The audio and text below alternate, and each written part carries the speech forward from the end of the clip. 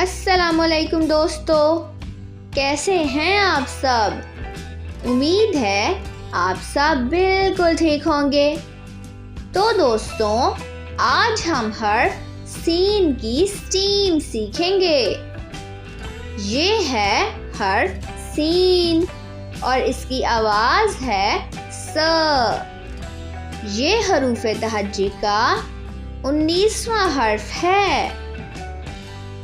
तो दोस्तों, आज हम 5 मज़ेदार चीज़ें सीखने वाले हैं। पहली साइंस, दूसरी टेक्नोलॉजी, तीसरी इंजीनियरिंग, चौथी आर्ट और 5वीं मैथमेटिक्स। तो चलिए शुरू करते हैं। सूरज की साख्त पर गौर करें। वीडियो के लिंक को इस्तेमाल करके सीन वाले अल्फाज की पहचान करें।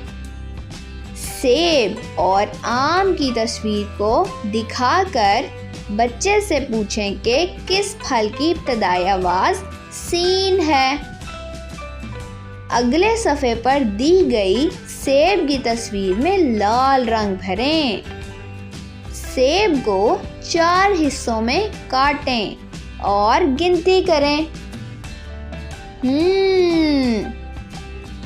उम्मीद है आपको इसमें बहुत मज़ा आया होगा। मुझे तो बहुत मज़ा आया है। आप सब अपना बहुत सा ख्याल रखिएगा। फिर मिलेंगे, तब तक के लिए खुदा हाफिज़।